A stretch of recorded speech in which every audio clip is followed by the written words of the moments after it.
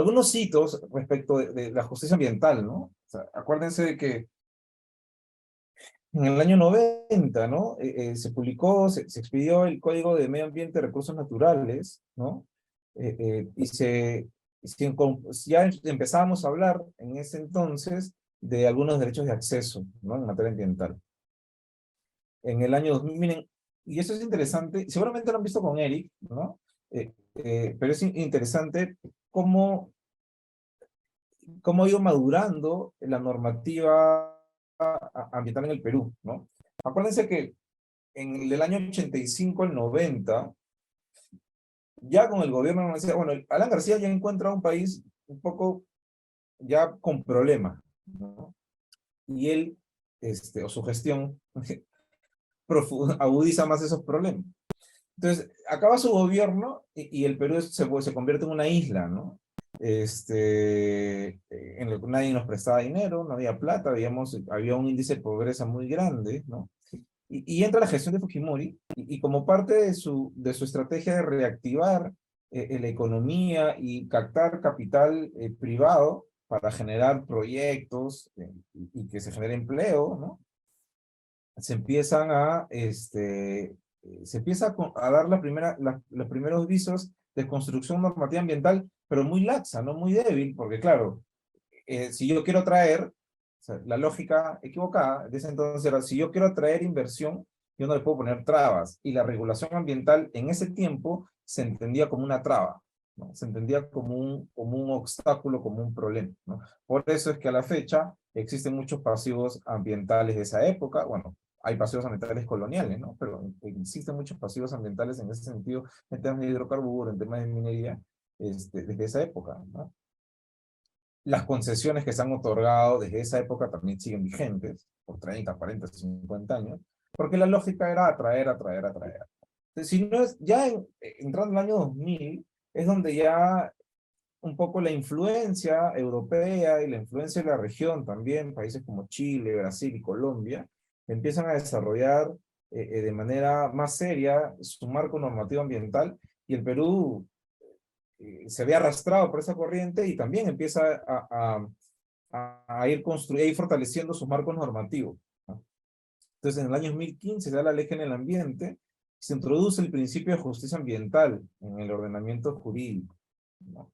Hasta antes eso se hablaba de justicia ambiental, pero de manera muy insípida, ¿no?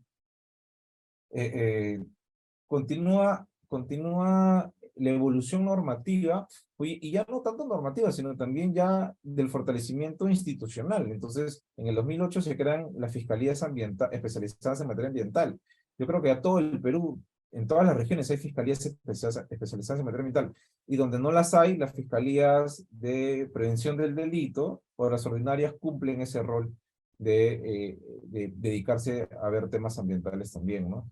En el año 2008 también, ¿no? 2009, se crea la Procuraduría Pública Especializada en Delitos en Materia Ambiental. Ahora es Procuraduría Pública Especializada en Materia Ambiental, antes era Procuraduría Pública Especializada en Delitos Ambientales, y esto es muy interesante porque tiene que ver con el último caso de Repsol, ¿no? Entiendo que a la fecha vigente hay solo una demanda contra Repsol por daño ambiental, y la ha hecho, bueno, no por daño ambiental, por daño moral, que tiene que ver también con el daño a los ecosistemas, pero lo ha hecho Indecopi, ¿no? Porque hasta hace un par de años nadie del Poder Ejecutivo tenía competencias para establecer o interponer demandas civiles por daño ambiental, porque la Procuraduría se crea solo con la finalidad de participar en procesos penales ambientales, es decir, en aquellas conductas que se vean inmersas en delitos ambientales. En el título 13 del Código Penal tiene 4 capítulos, en los 4 capítulos hay delitos ambientales, ¿no? Y lo vamos a ver también, pero el viernes, ¿no? Y la Procuraduría, su norma de creación, que es una resolución suprema, ¿no? Señala de que, bueno, su competencia es para abocarse a investigaciones penales por delitos ambientales. Y durante mucho tiempo buscó ampliar el abanico de intervención para también atender temas civiles ambientales, ¿no? Y no es hasta 2, 3 años atrás a propósito de la creación de la Procuraduría General del Estado, ¿no? Sale una norma de reordenamiento, ¿no? De las procuradurías especiales, las procuradurías a nivel nacional, ¿no? Y dentro de las competencias de procuradurías especializadas, se le incorpora la capacidad o la potestad de poder interponer demandas civiles. Y entiendo que están preparando la primera demanda civil por daño ambiental desde el Ejecutivo. Todavía no la presentan, pero va a ser, espero que sea un hito, ¿no? Un buen punto de quiebre, porque va a ser la primera. Hasta antes de esa, corríjame si me equivoco, pero no existe ninguna demanda por daño ambiental. Más aún cuando sí existen puertas, pero no desde el Poder Ejecutivo. El artículo 82 del Código Procesal Civil, por ejemplo, habla del patrocinio de intereses difusos. Y no es otra cosa que, bueno, y se considera al medio ambiente como un interés difuso, ¿no? Y hace referencia de que el poder, hace referencia de que el gobierno regional, los gobiernos locales, las comunidades campesinas, incluso hasta las organizaciones no gubernamentales, pueden interponer demandas por patrocinio de interés difuso, por daño ambiental, ¿no? Y no hay ninguna, y el Ministerio Público también, la Fiscalía también. Pero esa norma no alcanzaba el Poder Ejecutivo. Pero a la fecha ninguna de estas entidades ha impuesto alguna demanda por daño ambiental. Si conocen de alguna, díganmela, ¿no? Hay una que no es una demanda por daño ambiental, que es a propósito es una transacción extrajudicial, ¿no? Donde se indemniza y se compensan personas por contaminación, pero no está en la lógica de las demandas civiles por daño ambiental. Entonces, eso para tenerlo en cuenta, ¿no? 2008, 2009, 2014 se crean los tribunales forestales, tribunal de fiscalización ambiental, que es el tribunal que tiene el OEFA, ¿no? El tribunal forestal está en Oceanfor, y el tribunal de controversias hídricas, vinculado a la ANA también, ¿no? En el 2013 y posteriormente en el 2018 se crean los juzgados ambientales. Y esto es interesante para que ustedes vean un poco lo mal que funcionamos como país, ¿no? En el 2013 se crean dos juzgados supraprovinciales, el juzgado supraprovincial de Cusco y el juzgado supraprovincial de Piura. ¿Y por qué supraprovincial? Porque ustedes saben que la competencia de los juzgados son territoriales, ¿no? El juzgado de Cusco ve temas de Cusco, ¿no? El juzgado de Piura ve temas de Piura. Pero ser supraprovincial quiere decir que ese juzgado podía abocarse a hechos o investigaciones más allá de su lugar donde se encuentra ubicado geográficamente, ¿no? Por ejemplo, el de Piura podía haber temas de la libertad, temas de Ancash, ¿no? El de Cusco podía haber temas de Puno, de Arequipa, ¿no? Los jueces. Yo tuve la oportunidad de ir a capacitar a estos dos jueces, a estos dos equipos, y te encontrabas con cosas como el juez que habían designado para que sea un juez ambiental, era un juez laboral, ¿no? Y lo habían, ¿sabes qué? Ya se creó, hay que crear esto, anda tú, abócate a la judicatura. Y estaban perdidísimos en temas ambientales, ¿no? Porque no solamente tienes que saber el delito en temas de delitos ambientales, sino también tiene que haber un componente, tienes que manejar de manera muy básica al menos el componente técnico-ambiental, ¿no? Si no, ¿cómo sabes que es un LMP, que es un ECA cuando desarrollas delitos de contaminación, ¿no? LMP es límites máximos permisibles y ECAs estándares de calidad ambiental. Entonces, hicimos un trabajo fuerte de capacitación, creo que viajaba cada 2 o 3 semanas, tanto a Piura como a Cusco. Interesante, empezaron a desarrollar y a resolver a través de sentencias interesantísimas. Y cuando ya estaban en su apogeo, hay una decisión seguramente política de desarticular estos juzgados ambientales. Entonces, los desarticulan y el componente ambiental eh, eh, lo incorporan dentro de juzgados multidisciplinarios. Y estos juzgados multidisciplinarios veían temas de delitos tributarios, era así, juzgados especializados en delitos tributarios, delitos aduaneros, no sé qué, 3 delitos más y delitos ambientales. Entonces la especialización se perdió. Parece que el Poder Judicial ha reculado y en el 2018 creó un juzgado ambiental en Madre de Dios. Hay un módulo ahorita en Madre de Dios, creo que es el único que hay a la fecha, que es especializado a estos temas por lo que implica Madre de Dios en temas ambientales, por la problemática que hay en la minería, de la forestación y de los delitos conexos que tienen que ver con temas ambientales también. En el año 2021, hace 2 años, se crea la Unidad Funcional de Delitos Ambientales dentro del Ministerio del Ambiente, que sirve para contribuir a la prevención de los delitos ambientales. La Constitución del 79 no había eh, eh, incorporado como un derecho fundamental el de gozar de un ambiente equilibrado y adecuado para la vida, ¿no? Se había hecho un desarrollo interesante en el tema, en los apartados de recursos naturales, pero como derecho fundamental, es decir, ustedes saben mejor que yo, que como buenos ciudadanos que son, y se han leído toda la Constitución, saben que los derechos fundamentales de las personas, ¿no?, de los peruanos, están en el artículo 2. El artículo 2, si no, como quien no cree la cosa, ahora en internet busca Constitución y va a ver todos los derechos fundamentales que están en el artículo 2, que son derechos constitucionales también, ¿no?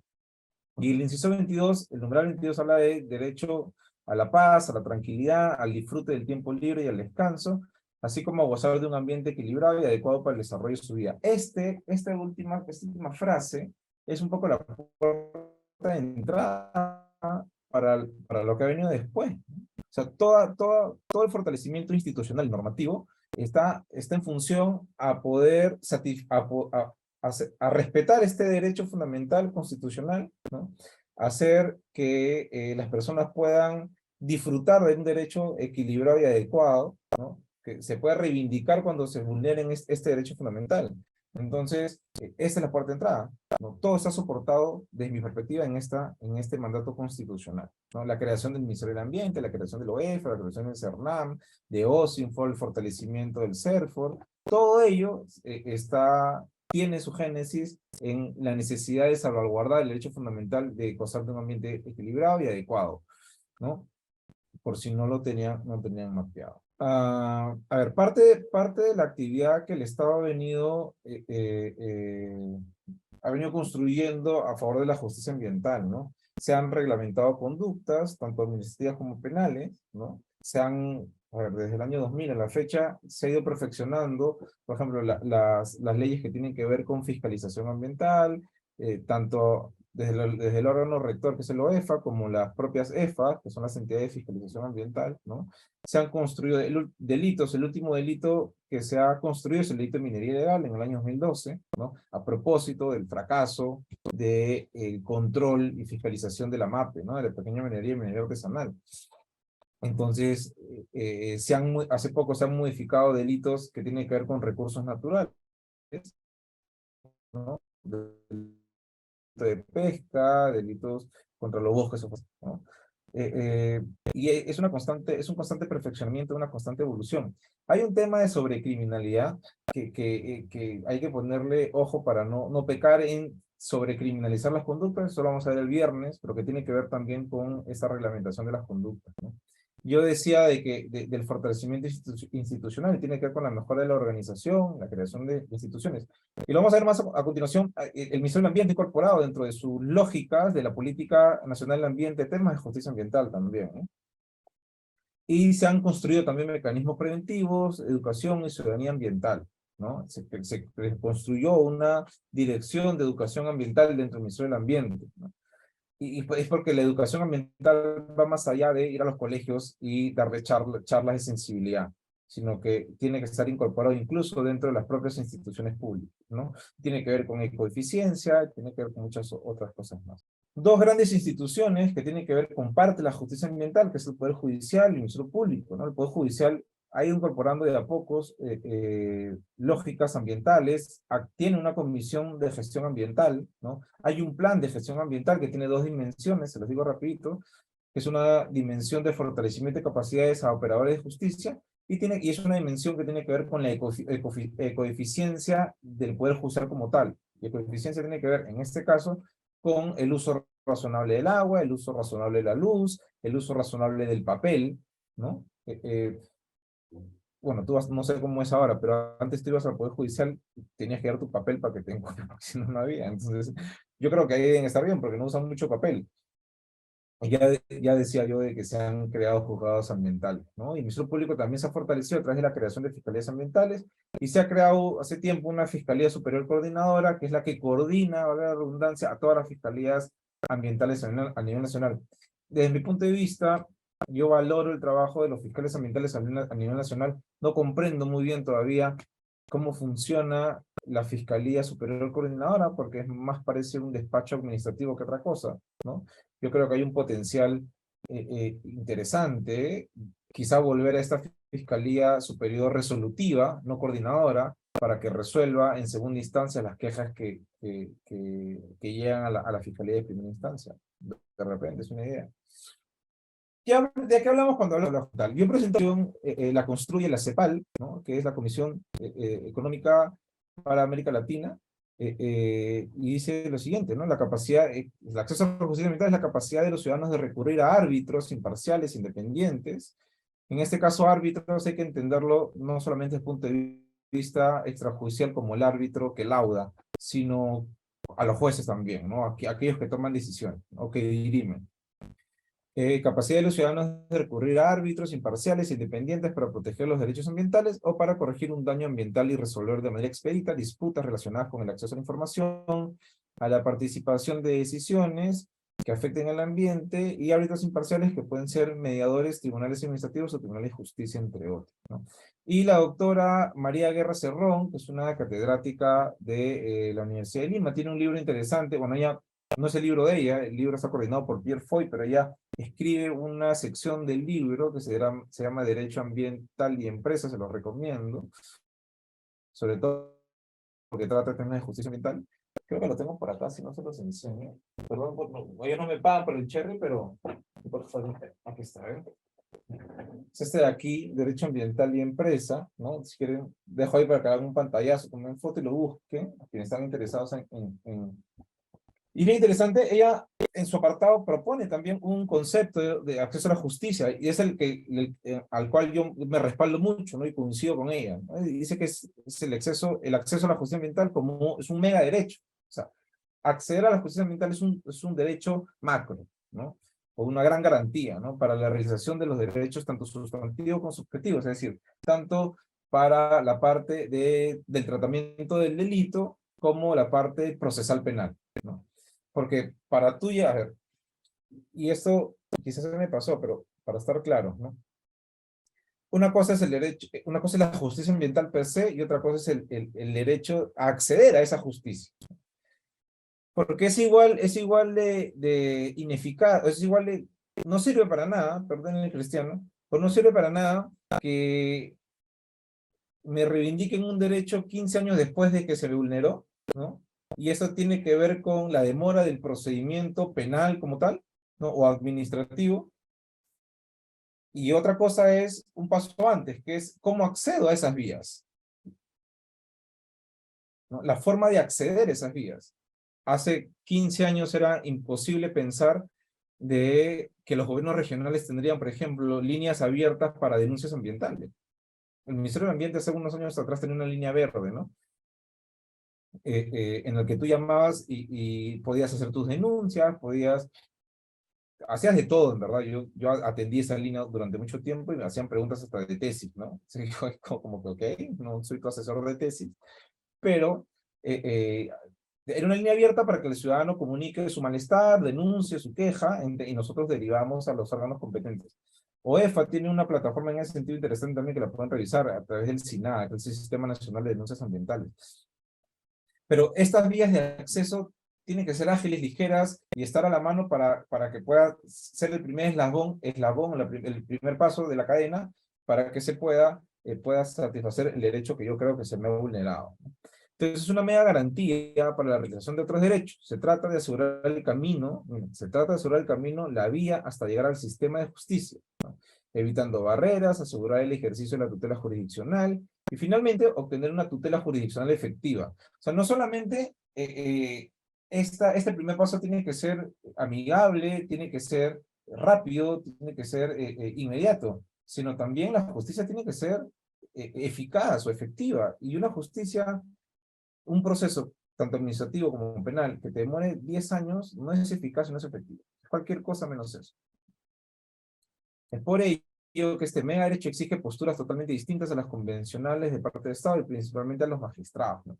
Y esto es algo que se le reclama. Acá hay dos ventanas para analizarlo, ¿no? Hay un reclamo, por una parte, pero también hay una oportunidad, ¿no? Y la oportunidad quizá tiene que ver con que los temas ambientales te permiten ser bastante flexibles, ¿no? Eh, eh,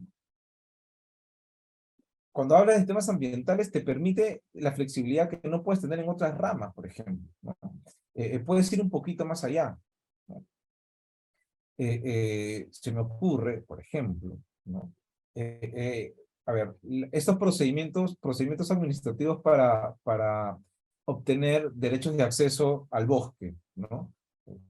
Concesiones, ¿no? O sea, esos procedimientos administrativos de acceso o procedimientos para fiscalizar el aprovechamiento del recurso natural no necesariamente tienen que seguir las lógicas de los procedimientos administrativos estándar que se dan en temas laborales, que se dan en temas de marcas y competencias, en temas tributarios, bajo ninguna circunstancia. Yo creo que lo ambiental tiene incorporado un matiz siempre urgente, siempre no más importante que otros derechos, pero sí de prestarle una mayor atención, ¿no? Y eso permite construir marcos normativos flexibles, ¿no? Esa es la oportunidad, y la queja tiene que ver con que los magistrados tienen que entender que los temas ambientales son igual de importantes, a ver, que atender los temas de lesiones o de temas de homicidio, ¿no? O sea, eh, eh, si usted lee las sentencias que emiten los jueces por contaminación del ambiente o por tal ilegal, eh, por lo general son penas suspendidas y las reparaciones civiles son ínfimas, ¿no? Pero claro, cuando está frente a un homicidio, ¿no? Un asesinato, las penas son muy altas y la reparación civil es muy fuerte. Y tiene que ver porque es una persona, tiene que ver por el proyecto de vida de la persona. Pero, a ver, cuando se contamina un río, ¿no? Producto de un derrame de petróleo, por ejemplo, ¿no? Estás dañando un ecosistema, pero además estás dañando consecuentemente a la gente que utiliza ese ecosistema, o ese componente ambiental. Entonces, yo creo que se debe ponderar por la importancia que amerita proteger el medio ambiente.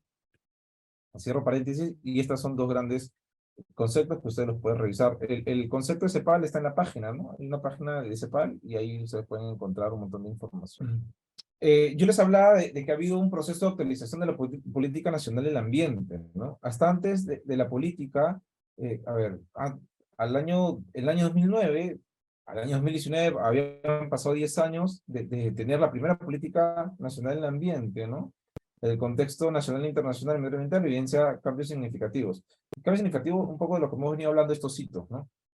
El decreto supremo 029-2018 del PCM, que reglamenta y regula las políticas nacionales que disponen la actualización de las políticas públicas, obliga a que se actualice la política nacional del ambiente, ¿no? Y la política nacional del ambiente no es otra cosa que un instrumento integrador de las prioridades ambientales nacionales. Es decir, es un poco el norte de a dónde se va a dirigir la gestión o el sector, ¿no? Y el país en materia ambiental. Actividades ilícitas ponen en riesgo el cumplimiento de los objetivos de la política ambiental, por lo que es un aspecto insoslayable, ¿no? No se puede dejar de lado, se tiene que atender sí o sí, ¿no? La política ambiental del 2009 no era suficiente explícita en sus objetivos y lineamientos respecto al combate y la ilegalidad que compromete los recursos naturales, ¿no? El proceso de actualización de la política se erigió como una oportunidad para explicitar al más alto nivel la necesidad de fortalecer los mecanismos de justicia ambiental. O sea, lo que te dice esta diapositiva es, oye, hasta antes de la actualización de la política ambiental, se tenían mapeados los temas de justicia ambiental, pero no eran explícitos. ¿Por qué? Y no está mal que en ese momento no sean explícitos. Es porque, queridos alumnos, ustedes tienen que entender que el tiempo avanza. El tiempo avanza. Esto no es una reflexión filosófica, sino que el tiempo avanza y las dinámicas cambian, las prioridades cambian, las amenazas cambian. En esa oportunidad no se hablaba pues de minería ilegal, como se habló en el 2012, por ejemplo, ¿no? El tema del tráfico ilegal de especies silvestres no estaba posicionado en la agenda pública y política como lo está ahora, ¿no? Los procesos o los mecanismos de control del aprovechamiento de recursos naturales y las actividades que pueden impactar ecosistemas tampoco está desarrollado a ese nivel. Entonces las prioridades eran distintas, ¿no? 10 años después, hacemos una evaluación de lo que debemos de cambiar en atención a la problemática actual y necesariamente se tuvo que incorporar y ser más explícitos en temas de justicia ambiental. ¿Por qué? Porque o sea, si yo quiero, si parte de los objetivos tiene que ver con la conservación de ecosistemas o de áreas naturales protegidas, tengo que hacer un análisis de cuáles son las amenazas a ese objetivo que es conservar.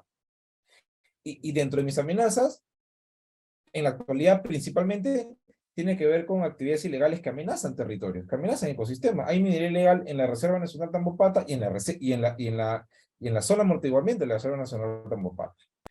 Si yo quiero manejar programas de conservación, yo tengo que atender necesariamente aquello que es una amenaza. Entonces, esa lógica se trasladó a la Política Nacional del Ambiente y se incorporaron de manera explícita temas de justicia ambiental. Tanto así que se le dio facultades o competencias en temas de justicia ambiental a la Dirección General de Políticas, Normas e Instrumentos del MINAR, la DGPIA, ¿no? La UNIDA, que es la Unidad Funcional de Delitos Ambientales, se crea a propósito de esta lógica nueva de incorporar temas de justicia ambiental dentro del sector. A ver, y acá un poco, ¿cómo quedó, no? ¿Cómo quedó? A ver, el objetivo prioritario 6.38, que habla de desarrollo permanente de instrumentos y procesos para el acceso a la información, la participación en justicia ambiental, así como la protección de los defensores ambientales, ¿no? Del que vamos a hablar también, ¿no? Eh, hay- Tanto la participación, la justicia y el acceso son pilares importantes de una gobernanza ambiental sostenible, ¿no? También hay un servicio que es la asistencia técnica permanente a mejorar la toma de decisiones estratégicas sobre prevención y reducción de delitos. Miren el nivel de... O sea, a ver, la política nacional anterior, sería impensable que iba a tener un servicio, un objetivo de esta naturaleza, ¿no? ¿Por qué? Porque siempre se creyó de que, como mucha gente piensa ahora, lamentablemente, de que los temas de ilegalidad en contra o que dañan ecosistemas y biodiversidad, recursos naturales, no tiene nada que ver con la gestión ambiental. Yo creo que eso es un error. Dice, no, eso que lo vean los jueces, ¿no? Y nosotros dediquémonos, pues, a temas de construcción de políticas de estándares, que no está mal, ¿no? Temas de conservación, que no está mal, cambio climático, que está muy bien. Pero si no atiendes esta amenaza que te impacta para cumplir los objetivos de cambio climático, los objetivos de conservación, entonces no vas a atender nada. Las decisiones estratégicas para la prevención y reducción de delitos e infracciones ambientales suponen un análisis sobre los incentivos que motivan la economía y la ilegalidad, la eficacia de las políticas y la capacidad de control para hacer cumplir la legalidad en materia ambiental y las barreras que impiden un ejercicio legal de la actividad. Con dicha información basada en evidencia se podrá implementar medidas para combatir la ilegalidad con mayor eficacia y mejores resultados, y esto se le encargan a la unidad, ¿no? ¿Y qué dice la Ley General del Ambiente? Pasamos de la Política Nacional del Ambiente a la Ley General del Ambiente sobre el acceso a la justicia ambiental. Dice, toda persona tiene derecho a una acción rápida, sencilla y efectiva. Yo les preguntaré, y acá abro micro, ¿no? Eh, eh, el Perú nosotros tenemos una justicia ambiental que es rápida, sencilla y efectiva. ¿Se cumplen estos tres presupuestos? De repente uno sí, el otro no, o no se cumple ninguno. ¿Qué creen ustedes? A ver, para hacerlo, ustedes han tenido alguna experiencia en la que han querido reivindicar algún derecho en este sentido y han encontrado con una acción rápida, efectiva y sencilla, o por el contrario, eh, eh, han encontrado un sistema burocrático, un sistema con barreras, un sistema lento. ¿Qué me cuentan? En realidad, no es tan práctico ni tan rápido porque el proceso es bien burocrático para los ciudadanos. Entonces, al ser un proceso tan tedioso, es muy complicado, por ejemplo, incluso hacer denuncias ambientales, ¿no?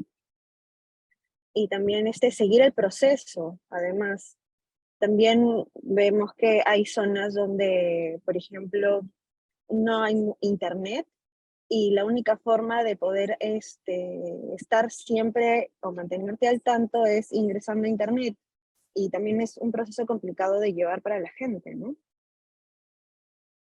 Definitivamente, ¿no? Hay que pensar en no hay que pensar en Lima, ¿no? Hay que pensar en aquellos lugares donde la presencia del Estado es débil o no existe, y los servicios como el Internet, bueno, los servicios básicos son muy, muy precarios, y los servicios de Internet hay lugares donde hay internet por horas, ¿no? O sea, hay 3 horas al día y después chao, ¿no? Sí, Milagros creo que levantó la mano. Milagros, escucho. Gracias, doctor. Sí, efectivamente, doctor, como ha indicado la compañera que me antecedió, no se cumple, existe mucha burocracia. Sin embargo, doctor, los operadores de justicia no se han, no, en realidad no se han puesto a pensar cuáles son las estrategias que podrían contribuir a la gestión de descarga y poder, como usted ha dicho, efectivizar tanto en eficiencia como en eficacia para poder minimizar, en todo caso, o cumplir los plazos que establece pues, la norma. Por ahí parte el problema. Entonces, si bien es cierto, existe esa burocracia, existe ese incumplimiento de plazos, pero a la fecha pues no existe ninguna estrategia para poder cumplir los plazos y que estos casos pues sean resueltos en el menor tiempo posible. Gracias, doctor. De acuerdo, Milagros, gracias. De acuerdo contigo, con Gabriela también que participó hace un momento, ¿no? Y déjame decirle algo, esto tiene que ver, es una triste realidad, ¿no? Que si no estás en el lugar no te das cuenta. Tiene que ver, por ejemplo, con la nula capacidad de hacer gestión pública, ¿no?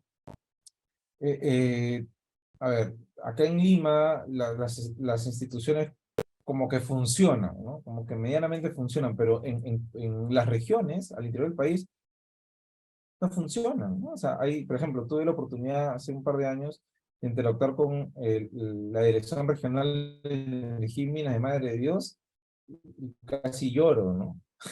Pues creo que boté un par de lágrimas, porque no hay un norte, los profesionales son despedidos o se van cada 3 meses, no hay capacidad logística, no hay nada, ¿no? Entonces, así no podemos exigir que el gobierno regional funcione. Y no tiene que ver necesariamente con que no quieran funcionar, sino que no encuentran el respaldo político o la mirada de quienes gobiernan las regiones, pues, está por otro lado, ¿no? ¿Qué más dice la Ley General del Ambiente? ¿No?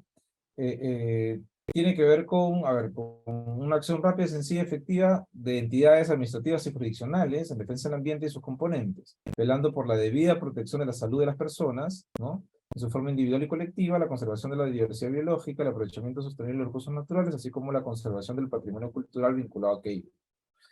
Se puede interponer acciones legales aun en los casos en que no se afecte el interés económico del accionante, el interés moral legitima la acción, aun cuando no se refiere directamente al accionante o a su familia. Y ese último párrafo es interesante porque alguno dirá, oye, ¿qué hace una persona de Lima denunciando la contaminación, no sé, pues, del río Amazonas, ¿no? Entonces, eh, eh, eh, alguien dirá, oye, tú no tienes competencia. Perdón, no, yo sí tengo competencia porque a mí me legitima el interés moral, porque es un río, es un ecosistema que no le pertenece a la región Amazonas, sino le pertenece a todo el Perú y consecuentemente me afecta a mí también. Entonces, cualquier persona de cualquier parte del país puede denunciar o alertar sobre hechos que pongan en riesgo la biodiversidad, los ecosistemas, los componentes ambientales, aún ese hecho no haya sido realizado en el lugar donde esa persona vive. Yo creo que con esta diapositiva, muy bien. Algunos ámbitos, ¿no? Algunas líneas de la justicia ambiental, la jurisdiccional a la que le hemos dado bastante atención desde el inicio de esta clase, ¿no? Y cuando hablamos de jurisdiccional tenemos que ver con el tema penal a través de delitos, en el tema civil a través de demandas civiles por daño ambiental, ¿no? A nivel constitucional, que tiene que ver con recursos constitucionales para proteger el ambiente, y los contenciosos administrativos que se dan como consecuencia de la imposición de multas administrativas y que terminan siendo judicializadas posteriormente, ¿no? Y están ubicadas aquí. Yo no sé cómo es esto acá. Puntero. Ajá. Ya. Esto de aquí, no. A ver, cuando hablamos de contencioso administrativo hacemos referencia aquí. Entonces, por ejemplo, las multas que interpone OEF a las mineras, ¿no? A las grandes empresas.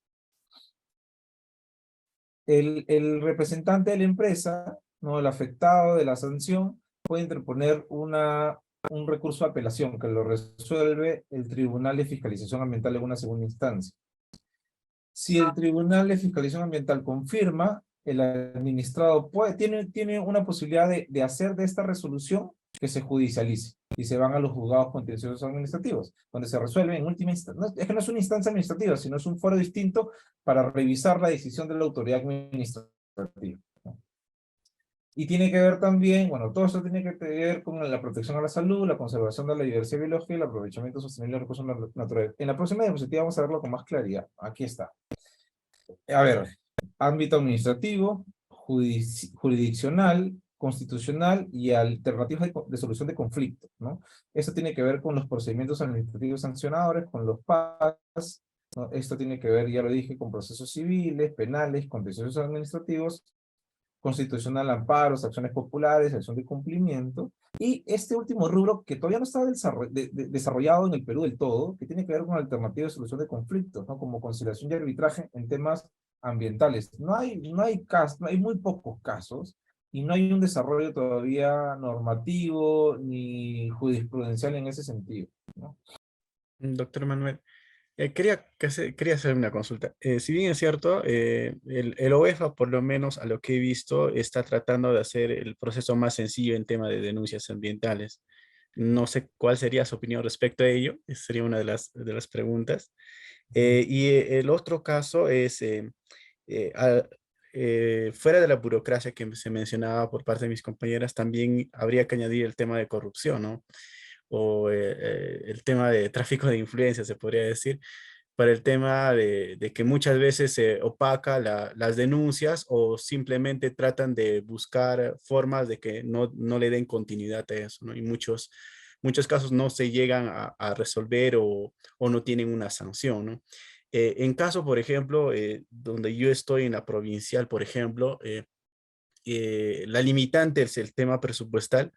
Ahorita no, por ejemplo, no tenemos un abogado, por ejemplo, que mire el tema de los delitos, solamente se quedan en informes nada más por parte de los supervisores y no se llega a un proceso sancionador, ¿no? Entonces, ahí ¿Dónde hay esas trabajas? limitantes. ¿Dónde trabajas, perdón? En una provincial, en Huamanga, en Ayacucho. Fiscalía. No, en la municipalidad provincial. Ah, ok. Ah, ok, en la municipalidad. Sí, Ya, no, como somos EFA, pues claro. atendemos ciertos tipos ¿no? De denuncias ambientales. Entonces, hay esos percances que nosotros encontramos, por ejemplo, a nivel de municipalidad provincial.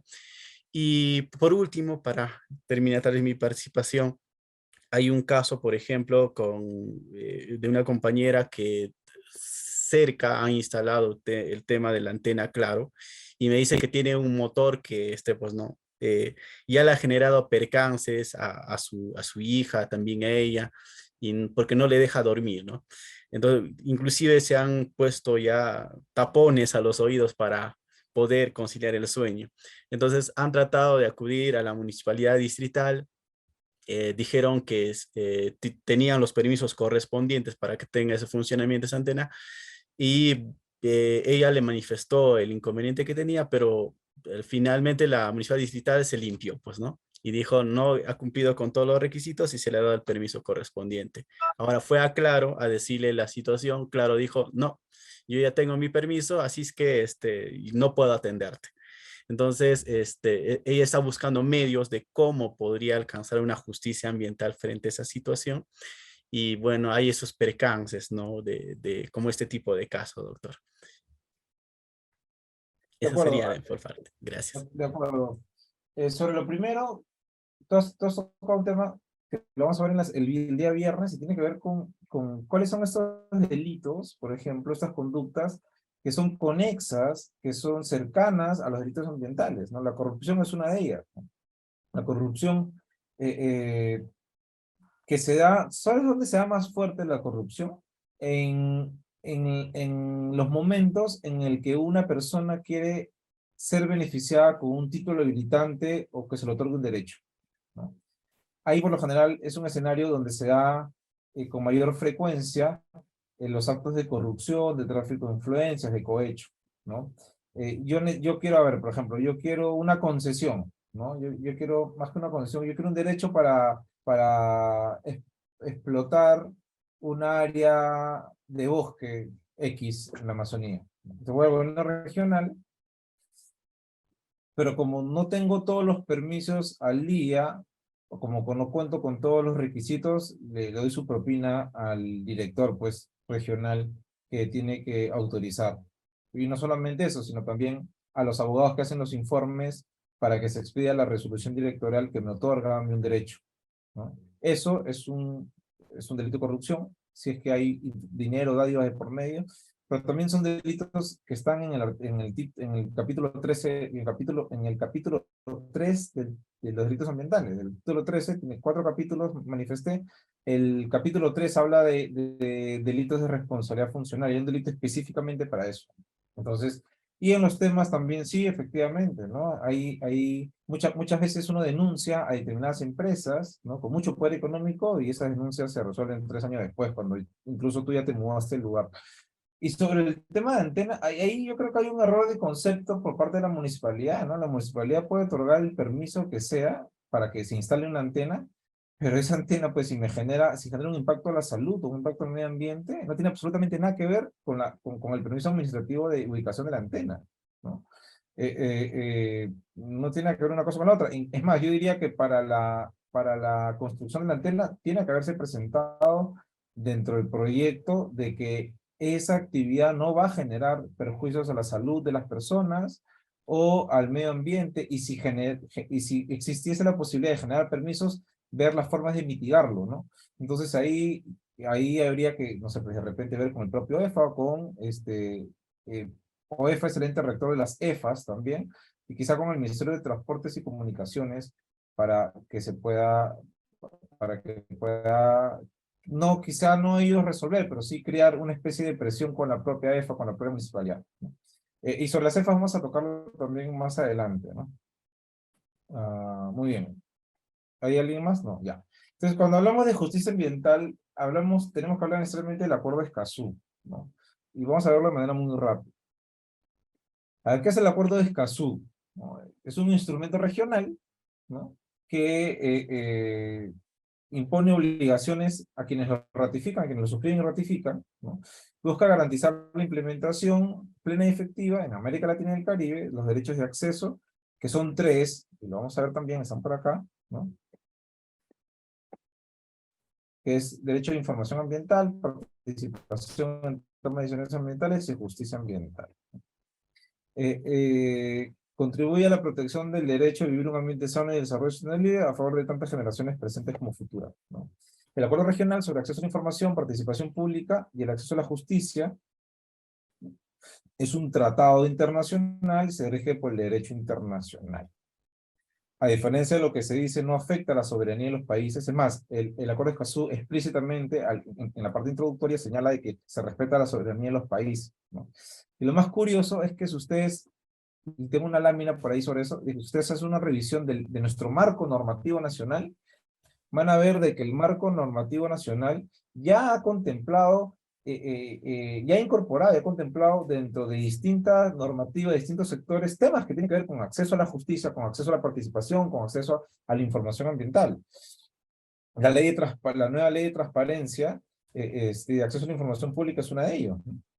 Entonces, que contempla la obligatoriedad del Estado de entregar la información a los ciudadanos, siempre que esa información, por ejemplo, no sea información confidencial o se encuentre dentro del alcance de la potestad sancionadora del Estado. Por ejemplo, o sea, yo no puedo ir a pedir a la fiscalía información sobre un proceso penal entre 2 personas y que yo no estoy involucrado. Eso es información que está dentro del marco de la reserva. Tampoco podría hacerlo en el marco de un procedimiento administrativo sancionador, porque está protegido como parte de las excepciones de la ley de transparencia de acceso a la información.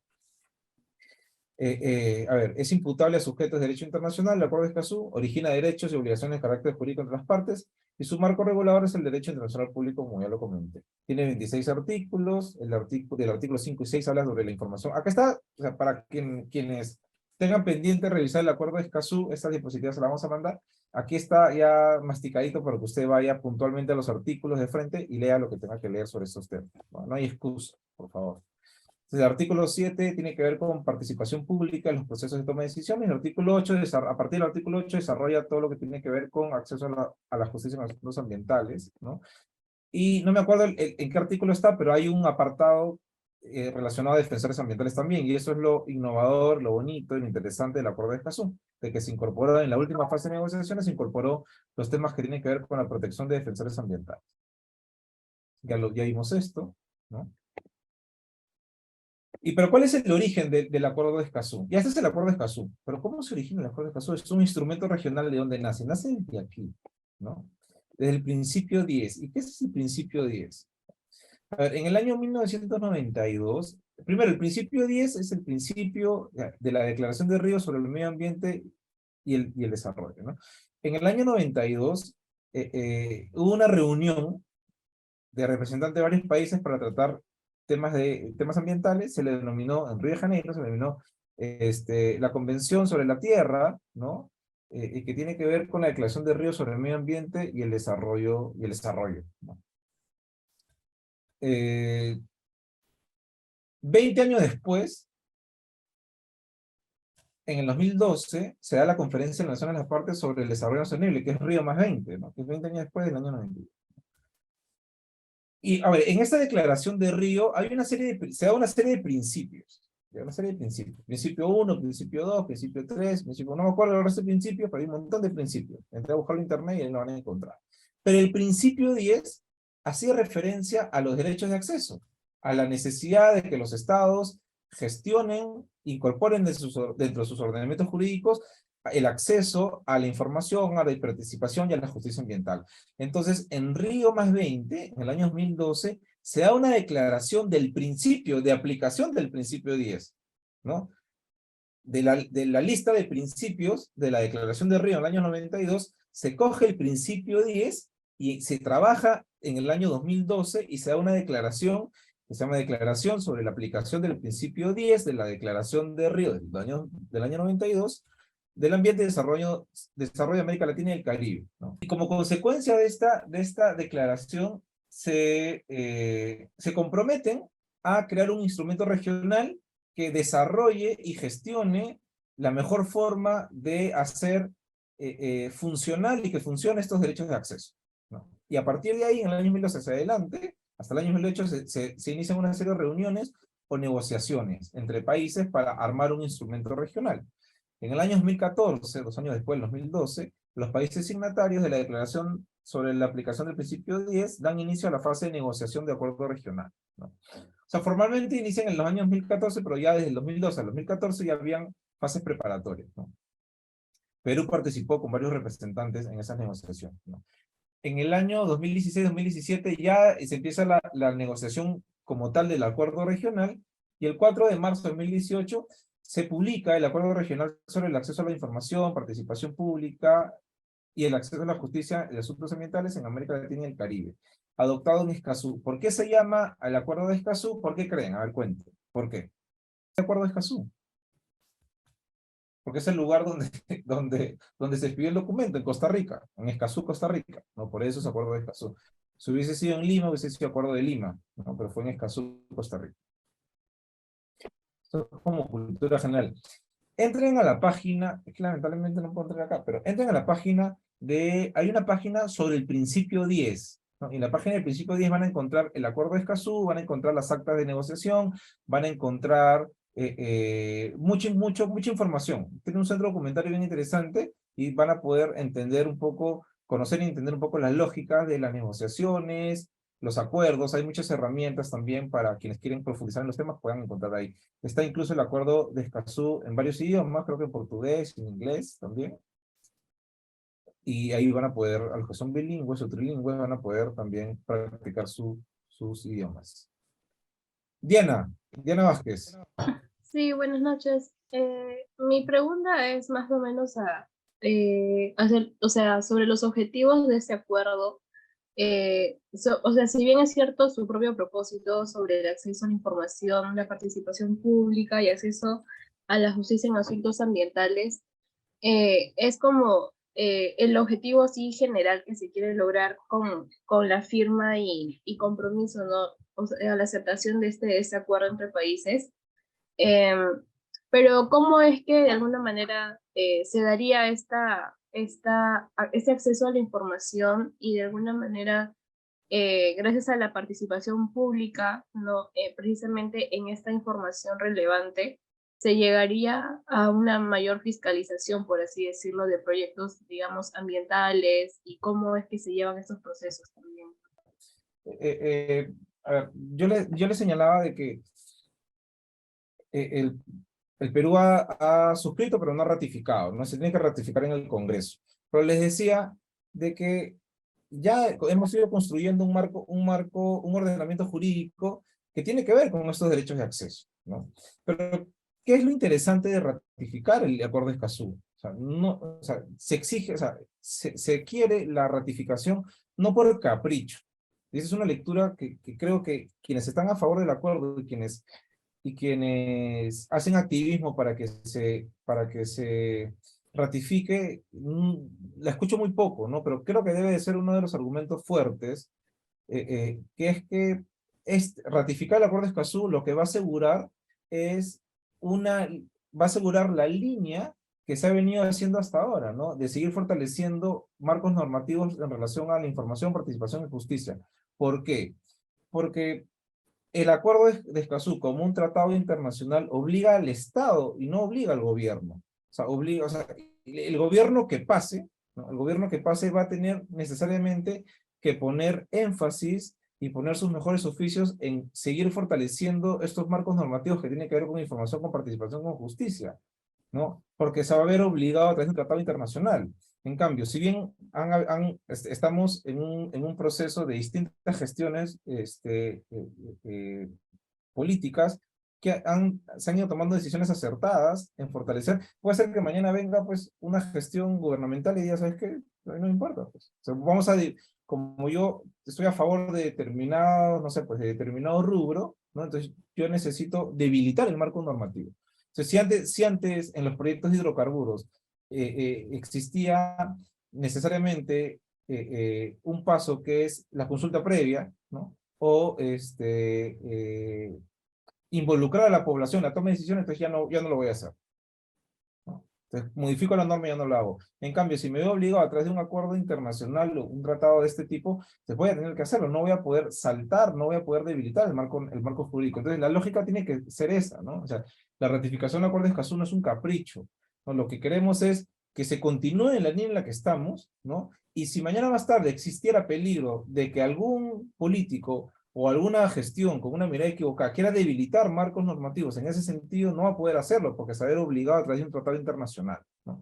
Entonces, a tu pregunta, eh, eh, existen brechas, existen debilidades, pero yo creo que ha habido un crecimiento, un fortalecimiento en ese sentido, ¿no? De ir incorporando en la toma de decisiones, en los procesos de inversión pública, en los proyectos, a las personas, ¿no?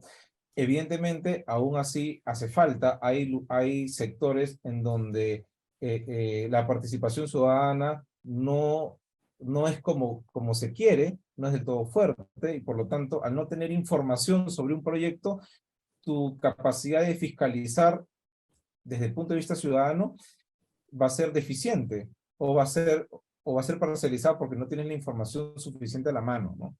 Entonces, la idea es, si esto se puede ratificar en el corto plazo, en buena hora, y si no, atender un poco cuáles son las miradas políticas de los sectores, porque en función a las miradas políticas de los sectores vamos a ver si ese sector viene fortaleciendo los aspectos de participación ciudadana o viene debilitando los aspectos de participación ciudadana, ¿no?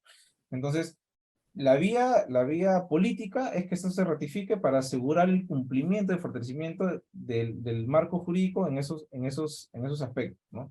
Y de no ratificarse, es exigir a través de también de repente, y acá tiene mucho que ver, y gracias a muchas organizaciones no gubernamentales que se compran el pleito y están atrás de los proyectos. Yo recuerdo cuando yo era estudiante, no, ya había acabado la universidad, creo. estuvo, ¿se acuerdan ustedes de este proyecto de Inambari, ¿no? Que es un Sí, proyecto de hidroeléctrica. sí, eh, y me acuerdo que había una gran disputa porque eh, ese proyecto trataba a grandes rasgos de darle, o sea, de generar una planta eléctrica para abastecer a determinado porcentaje de la población del Perú, pero sobre todo de vender electricidad a Brasil, ¿no? Y acá valieron a Brasil. correcto. Pero ¿qué pasa? Pero ¿qué pasa? Que para llevar a cabo este proyecto necesitabas necesariamente embalsar agua, Sí. ¿no? Para embalsar necesitas ¿qué cosa? En la Amazonía. Ujú. Deforest. Entonces, la cantidad de áreas que se iban a deforestar para embalsar era astronómica. Entonces, muchas organizaciones no gubernamentales, muchas ONGs, e incluso la cooperación internacional, alzó su voz diciendo, oye, aguanta, aguanta. Primero, este proyecto, no, o sea, el impacto al medio ambiente no justifica, porque el Perú no tiene un déficit de electricidad, como sí lo tiene Brasil, ¿cierto? El Perú no lo tiene. Y tú vas a deforestar, no sé cuánto eran, como 500, 600 hectáreas, creo, de árboles, ¿no? Para embalsar agua, para hacer una planta hidroeléctrica, solamente para vender a un país vecino, entonces no justifica. Entonces, por ejemplo, miradas como esas, ¿no? Que requieren necesariamente de conocer técnicamente, son necesarias, ¿no? Pero claro, ustedes dirán, pero ¿cómo desde mi comunidad, ¿no? Desde mi barrio, desde mi comunidad, desde mi zona, puedo hacer fiscalización? Yo creo que efectivamente hay una brecha, como señalé, pero aún así yo creo que se ha ido creciendo en ese sentido, ¿no? No es suficiente, no es suficiente. Si no tenemos información, no vamos a poder saber de qué trata, ¿no? Y siempre es bueno en esos casos estar al día y acercarnos a algunas organizaciones gubernamentales para que sean nuestros aliados en la defensa del medio ambiente, ¿no? Incluso muchas de estas personas que hacen ese tipo de activismo son consideradas defensores ambientales, ¿no? Ahorita hay todo un tema de defensores ambientales de las lomas, por ejemplo, ¿no? Si no da tiempo hablaremos de eso, ¿no? Pero yo creo que vamos en la línea, en una buena línea. Me gustaría, seguramente nos gustaría de que acelerar los procesos, los mecanismos de participación ciudadana para que sean más transparentes, más ágiles, pero yo creo que ahí vamos, ¿no? ¿Quién levantó la mano? No puedo ver quién levantó la mano, pero ahora el micro y los escucho. Doctor, aprovechando Yo, lo que menciona, ay, perdón, le doy paso a mi compañera para que haga ex consulta y luego la hago yo. gracias. Una consulta. Siempre he ¿Eres escuchado que ¿verdad? cuando... Mi consulta es sobre si el acuerdo de Escazú tiene alguna implicancia sobre la soberanía, porque es algo que he escuchado en los argumentos que no están de acuerdo con la firma o con la ratificación de ese acuerdo. ¿Tiene efectivamente alguna implicancia sobre la soberanía? A ver, ese es el argumento central por el cual no se ratificó el proceso anterior. Yo creo que no, pero esa es mi lectura. Yo creo que no. Incluso hay dentro del acuerdo de Escazú un párrafo explícito que tiene que ver con la salvaguarda de la soberanía de los países, ¿no? Pero claro, yo he leído el acuerdo de Escazú. La mayoría de congresistas no lo ha leído y la mayoría de gente tampoco no lo ha leído. Entonces hay que leer el acuerdo de Escazú. De mi perspectiva no tiene no tendría por qué afectar la soberanía. Es mentira de que se pueda recurrir a tribunales internacionales para paralizar proyectos de inversión en el Perú. Eso es mentira, ¿no? Porque eso tiene que ver con la soberanía de nuestro país, ¿no? Y el acuerdo de Escazú, una vez más, respeta la soberanía de cada país. Lo que yo creo que es una maquinaria que se ha construido para no ratificar el acuerdo, pero por un tema de desconocimiento más que por otra cosa. Ahora, esa es mi lectura, ¿no? Cada uno lee el acuerdo de Escazú y puede tener, de repente el viernes, dice que Manuel, yo leí el acuerdo de Escazú y yo sí creo pues que afecta la soberanía, entonces ya lo discutiremos en ese momento, ¿no? ¿Quién más quería hablar? Tenía otra pregunta, disculpa.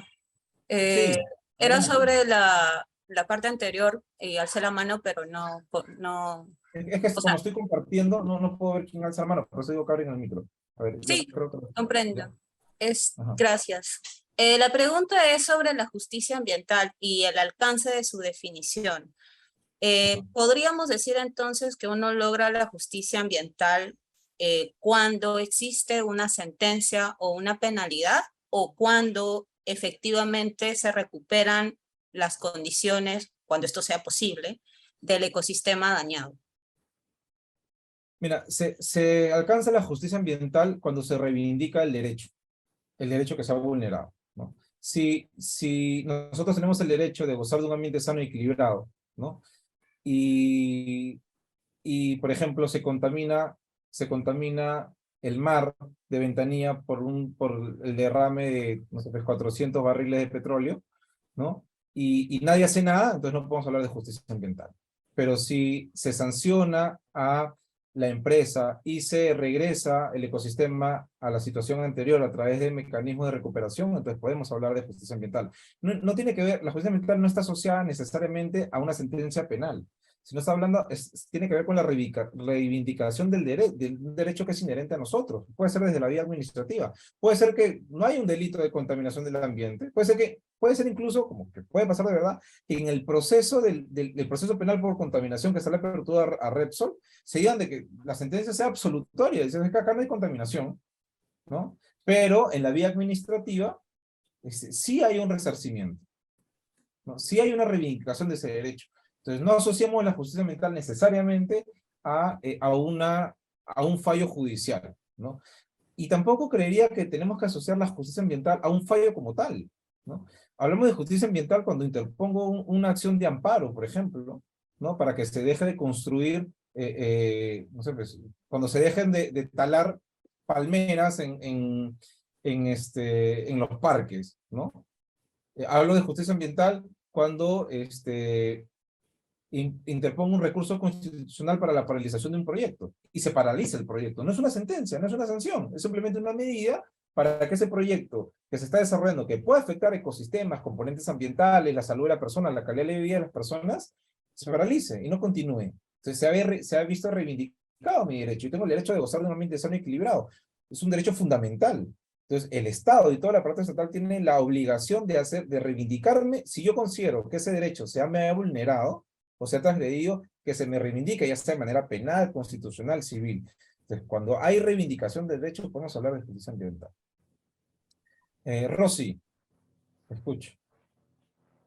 Esa era yo, gracias. Ah, Rosy, perdón. Diana, entonces. Sí, profesor, no sé si quizás el compañero Juan Carlos querría hacer la pregunta antes que yo. Juan Carlos. Muchas gracias, Diana. Sí, doctor, nos hablaba del principio 10 del acuerdo internacional, a lo que yo sé, doctor, y sería muy bueno también que me pudiera dar alcances. En base a este principio, tenemos normativas en tema de acceso a la información y la transparencia de información. Si no me equivoco, la Ley General del Medio Ambiente nos habla de eso. También hay una norma específica de acceso a la información también. Si firmamos Escazú y lo subimos a un acuerdo internacional, el tema de la transparencia y todo ello, ¿en qué va a cambiar esta normativa? Si ya la tenemos, ¿no sería mejor que sea más eficaz la normativa que ya tenemos? ¿O va a ser necesario que Escazú sea ratificada, ¿no?, por el Congreso? Esa era mi duda, doctor. Muchas gracias. De acuerdo, y es un poco lo que yo comentaba, es un poco curioso de que no se quiera ratificar un tratado internacional que va en la línea de lo que el Perú ha trazado. Eso es lo paradójico. O sea, a ver, ratificar el acuerdo de Escazú bajo ninguna circunstancia es una superposición al ordenamiento jurídico. O sea, no es una superposición a lo que ya se ha construido, al contrario, es seguir en la línea. No tenemos ningún tratado internacional que asegure que los gobiernos, ¿no?, que asegure que el Estado, a través de sus gobiernos, puedan seguir fortaleciendo, puedan seguir construyendo favorablemente marcos jurídicos en torno a estos derechos de acceso. No existe. ¿En qué nos perjudica? ¿En qué nos perjudica tener un tratado internacional en ese sentido? En absolutamente nada, al contrario, ¿no? Va a pasar dos cosas. Vamos a ratificar no solamente el tratado, sino ratificar que el Perú tiene un compromiso ¿no? Con fortalecer nuestro país, nuestro Estado en estos temas, ¿no? Y va a asegurar también de que mañana nos va a poder asegurar de futuras amenazas, de que si mañana más tarde existen políticas que van en la línea del debilitamiento de los sectores, estos temas no se van a poder debilitar. Oye, estamos o sea, da pena decirlo, pero la precariedad política de la que sufre Latinoamérica, o sea, no podemos decir que no vamos a estar mañana más tarde en un escenario de ese tipo. O sea, han querido cerrar el Congreso, el Poder Judicial hace, no sé, 4 meses, 5 meses. O sea, a ese nivel. Si pueden hacer eso, si intentan hacer eso, creen que no van a, por intereses económicos, por intereses subalternos, van a querer debilitar marcos normativos que tienen que ver con acceso a la información pública, que tiene que... Imagínense que mañana más tarde alguien intenta cambiar la ley de acceso a la información, de transparencia de acceso a la información pública, la ley marco, ¿no? Y dicen, ¿sabes qué? Toda información es información confidencial. ¿Qué hacemos? Salimos a protestar a las calles. Nos ponemos las zapatillas. En cambio, si yo tengo un tratado internacional que me obliga a crear mecanismos de acceso en esos temas y a fortalecer en esos temas, entonces yo creo que es favorable. O sea, bajo una circunstancia yo veo que sea desfavorable. Y tu mirada es entendible, ¿no es cierto? Pero si ya estamos en esa línea, ¿para qué? Bueno, ya te di un poco las razones del por qué creo. Esa es mi opinión, mi perspectiva, ¿no? Pueden ustedes no compartirla, seguramente, ¿no? Yo la respeto tal cual también. Diana, ¿algún comentario más o dejaste la mano levantada? Ah, sí, sí. Era sobre más o menos cuál fue el proceso que se siguió para declarar a este proyecto inviable, este proyecto Inambari, esto que evidentemente notaba una desproporción en cuanto al fin de alguna manera que se quería lograr y el medio, ¿no? Que era precisamente deforestar un montón y afectar gran parte del ecosistema en donde vivían personas, etcétera, y se entiende precisamente por qué es que se rechazaría la realización de este tipo de proyectos. Entonces mi pregunta era más que nada sobre el proceso y, ¿cómo se llama? En base a qué normativas quizás también fue, no sé si en realidad se fue un contrato, alguna concesión, algo que se llegó a materializar o simplemente quedó en proyecto y en alguna instancia no se aceptó.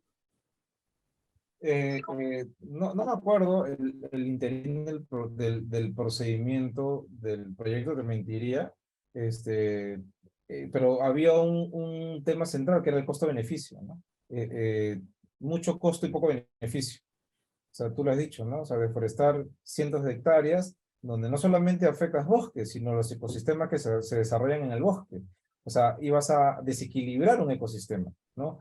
Para un beneficio del 2 o 3% de la población, no justificaba, ¿no? No tengo los detalles eso se archivó, ¿no? Pero no conozco el detalle del interín del procedimiento, te mentiría, pero con cargo a que de repente busquemos información y el viernes podamos discutirlo, ¿no? Claro, y también mi otra pregunta era más que nada sobre si el acuerdo de Escazú afectaría intereses particulares de empresas que tienen precisamente proyectos que de alguna manera pues que incluyen actividades riesgosas, ¿no? Para el medio ambiente. No sé si es que alguno de los principios o las disposiciones que contiene el objetivo mismo del tratado, que está relacionado a la información, a la participación pública, a la transparencia, este tipo de fiscalización, estaría atentando en todo caso en contra de los intereses de algunas empresas ¿cómo se llama? Que se dedican a este tipo de actividades. A ver, yo creo que el acuerdo de Escazú atentaría contra cualquier empresa que no quiera hacer las cosas bien, ¿no? Partiendo por ahí. Si hay una empresa que no quiere hacer las cosas bien, o sea, si una empresa quiere, si se quiere llevar a cabo un proyecto sin necesariamente observar la participación ciudadana, entonces hay un problema, ¿no? Hay un problema en el proyecto. Entonces, cualquier empresa o cualquier proyecto de inversión que se quiera hacer al margen de hacer que la gente participe, hacer que la información sea abierta, entonces no debería ser inviable, sin tener el acuerdo de Escazú. O sea, no necesito el acuerdo de Escazú. Cualquier empresa con acuerdos, sin acuerdo de Escazú, que quiera llevar adelante sus objetivos sin dar esos espacios a la ciudadanía, entonces yo creo que está destinado al fracaso. Sofía, hola. ¿Tienes algún comentario? Veo tu cámara prendida. ¿Algún comentario? Juan. No, nada particular. Gracias por meter tu cámara, gracias. Juan. Yo creo que efectivamente habría que hacer un pequeño recordaris sobre por qué no prosperó el proyecto de Inambari, ¿no? Es una central hidroeléctrica bastante grande. Si no me equivoco, debió haber sido de más o menos 2.000 megavatios aprox, que iba a ser una similitud del caso de la central de Itaipú, ¿no? En la cual un 10% más o menos de la capacidad instalada quedaba en Paraguay y el resto era exportado a Brasil. Pero el enfoque que tú le das es el que presumo yo que es el que fue el determinante, ¿no? El costo-beneficio. Probablemente el mayor beneficio iba a ser para Brasil y el mayor costo para Perú en términos ambientales. Porque en términos energéticos sí le beneficiaba al Perú, en términos económicos también.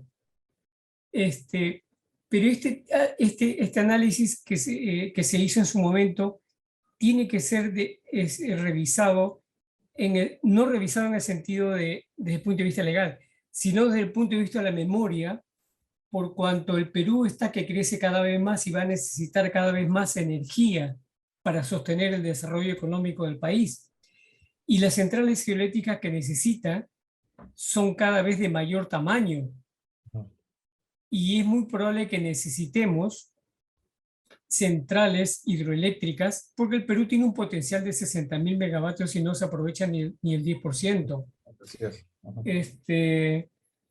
Y las fuentes de energía renovables, que son la eólica, la solar, la geotérmica, ya están empezando a ser competitivas, pero no del todo, según las circunstancias. Y por esa razón es que debemos de potenciarnos como Estado en cuanto al análisis de los costos-beneficios de todo proyecto energético, especialmente hidroenergético, ¿no? Yo quedo ahí porque es un tema que da para mucho, ¿no? Gracias. Sí, mira, la verdad no se lo vi hace muchos años atrás, ¿no? Gracias por la reflexión. Yo coincido contigo.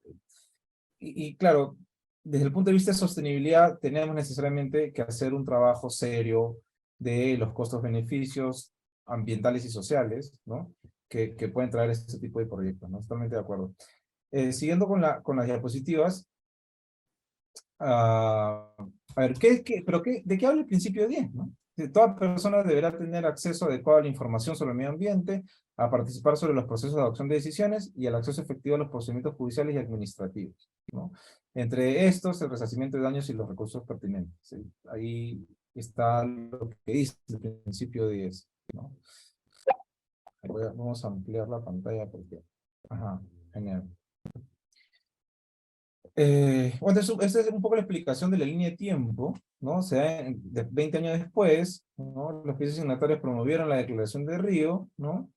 Y la Comisión Económica para América Latina y el Caribe y fungió de Secretaría Técnica en la negociación de este acuerdo de Escazú, ¿no? Revisen esa página y van a poder encontrarla. Y alguna complementariedad, ¿no? Por ejemplo, el acuerdo de Escazú habla del objetivo del acuerdo que tiene que ver con acceso a la información, participación, justicia. Y qué curioso, ¿no? La ley general ambiente también, ¿no? En sus títulos preliminares 2, 3, 4 hace referencia también al derecho de acceso a la justicia, de participación y acceso a la información.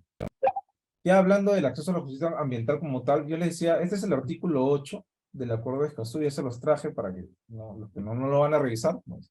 Cada parte garantizará el derecho de acceder a la justicia en asuntos ambientales de acuerdo a las garantías del debido proceso. Cada parte asegurará, en el marco de su legislación nacional, miren, un poco conversamos ¿y qué beneficios traen? Cada parte, o sea, si el Perú lo ratificase, necesariamente dice, el Perú asegurará en el marco de su legislación nacional el acceso a instancias judiciales y administrativas para impugnar y recurrir en cuanto al fondo y el procedimiento. Cualquier decisión o acción o omisión relacionada en el acceso a la justicia ambiental, cualquier decisión o acción o omisión relacionada con la participación pública y el proceso de toma de decisiones. Por ejemplo, si yo mañana más tarde quiero participar como ciudadano o como parte, o mi comunidad quiere participar en la toma de decisiones para la viabilidad de un proyecto y no se me hace caso, yo tengo necesariamente, tengo el derecho de recurrir a que a través del acceso a la justicia ambiental se puede reivindicar ese derecho que ha sido vulnerado, del no poder acceder a participar en el proceso de toma de decisiones de un proyecto que puede impactar el lugar donde yo estoy viviendo, ¿no? Cualquier otra decisión, acción o omisión que afecte o pueda afectar de manera adversa al medio ambiente o contraviniendo normas jurídicas relacionadas con el medio ambiente, ¿no? Y la Constitución Política del Perú también hace referencia a la observancia del debido proceso de la tutela jurisdiccional. Se desarrolla en 7 incisos el acceso a la justicia ambiental en asuntos ambientales. Inciso 6, esto no lo vamos a ver rapidito porque ya cuando ustedes revisen el documento, les pasa la diapositiva, van a poder entrar a ver, ¿no? Inciso 6, cada parte asegurará la decisión judicial de toma de decisiones, artículo 7.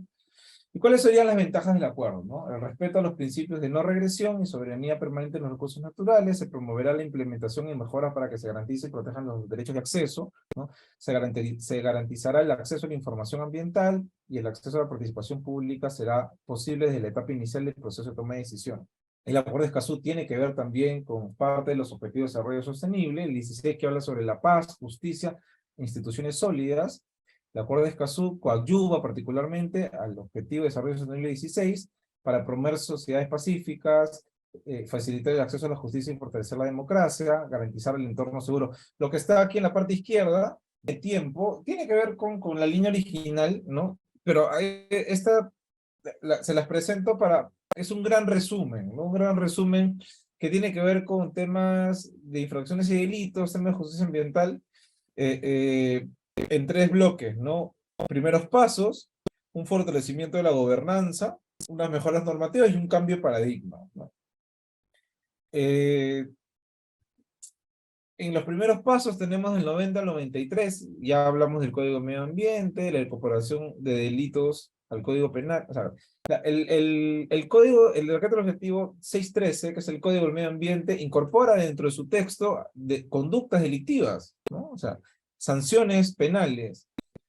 Y en el año 91, con la entrada en vigencia del Código Penal, del nuevo Código Penal, esas conductas que están en el Código de Medio Ambiente, del Código Natural, pasan ya al texto del Código Penal, ¿no? Entonces, lo vamos a ver el viernes, pero son delitos que recién están en una fase de construcción, por eso su redacción es muy básica, ¿no? Ya hablamos también de la Constitución del año 93, que eleva la categoría de derecho fundamental de gozar de un ambiente sano y equilibrado y desarrolla a partir del artículo 66 cuestiones que tienen que ver con recursos naturales, las formas de acceso a los recursos naturales, ¿no? La Ley General del Ambiente, el Principio de Justicia Ambiental en 2005, creación de las FEMAS, ¿no? Se modifican en el año 2008, en el año 91 se incorporan delitos y no eran delitos ambientales, eran delitos contra la ecología, ¿no? Para que vean ustedes que todavía estaban, o sea, las concepciones estaban en pleno desarrollo, ¿no? La concepción no solamente desde el punto de vista conceptual, o sea, de lo que implica lo ambiental o no ambiental, sino un poco la mirada de ese entonces está enfocada a un tema ecológico, ¿no? Entonces, se cambia de denominación en el año 2008 a delitos ambientales para tener un abanico más grande, ¿no? Para un poco también uniformizar los criterios que se venían construyendo en la normativa en general, ¿no? En el año 2012 se crean estos paquetes de decretos legislativos, ¿se acuerdan? Para combatir la minería ilegal, ¿no? Se crea esta figura de interdicción de la minería ilegal y se crea también el proceso de formalización de la minería ilegal. Mañana debe estar saliendo este es un pulicherry, perdón, pero justo me acordé porque me quedé ayer hasta tarde haciendo esto.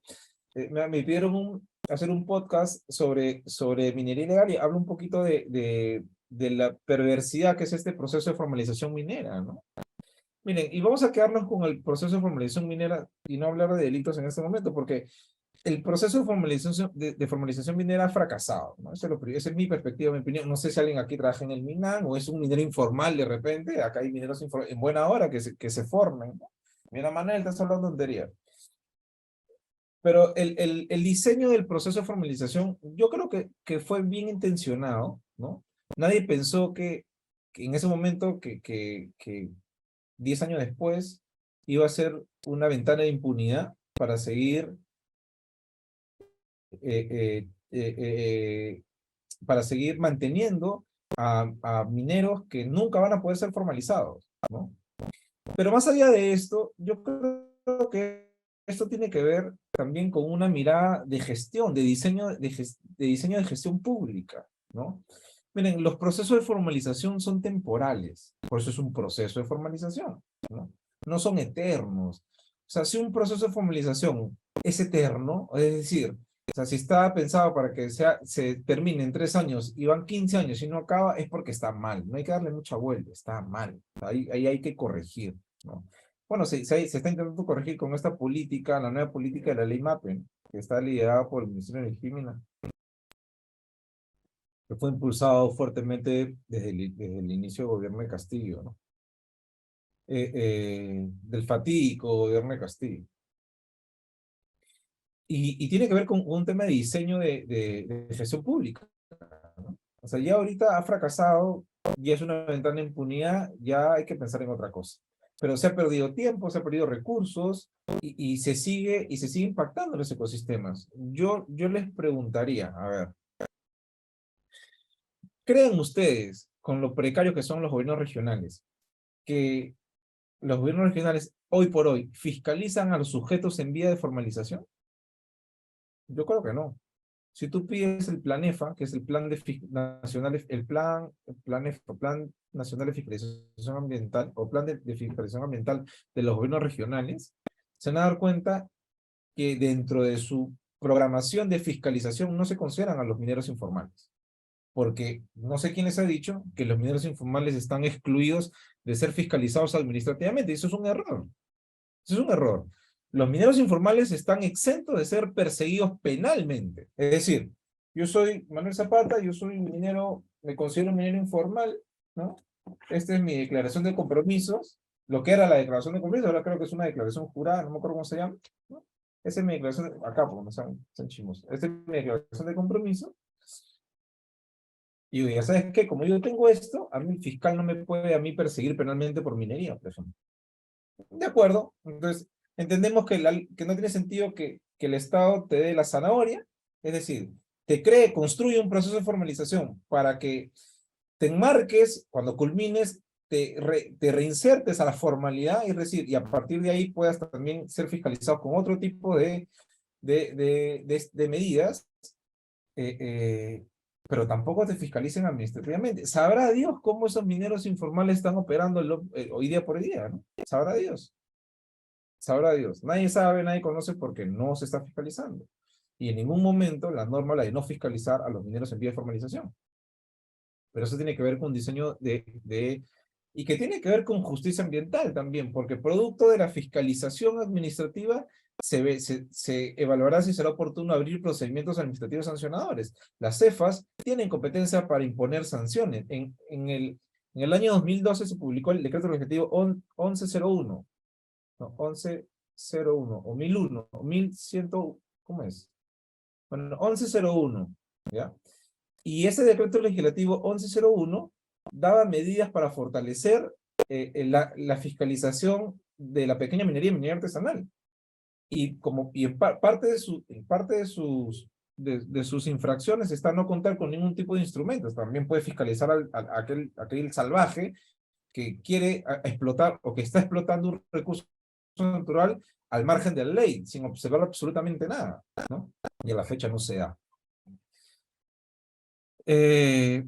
se da como primicia, como punto de quiebre, los procesos de interdicción, ¿no? Que no es otra cosa que el decomisar o explotar instrumentos delictivos asociados a la actividad minera y que están prohibidos por ley. Por ejemplo, ¿no? El decreto objetivo 1100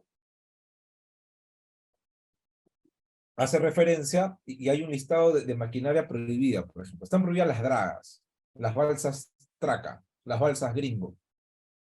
¿Qué pasa si yo estoy haciendo minería y en ese lugar está funcionando las dragas? Hay un procedimiento que se llama proceso de interdicción, que es liderado por el Ministerio Público, con apoyo de la Policía Nacional del Perú y apoyo de y asistencia técnica de distintas entidades administrativas ambientales. Y voy al lugar, y si no puedo, bueno, las dragas, estos instrumentos delictivos se tienen que explotar, porque son instrumentos que se han construido exclusivamente para cometer un delito. A diferencia, por ejemplo, de los cargadores frontales. Los cargadores frontales yo los puedo encontrar haciendo edificios acá en Lima, los puedo encontrar descolmatando ríos, ahora a propósito del fenómeno del, ¿no? Pero también los puedo encontrar en la Amazonía, siendo parte de las actividades de minería ilegal. Entonces no tiene sentido que los explote, los puedo decomisar, ¿no?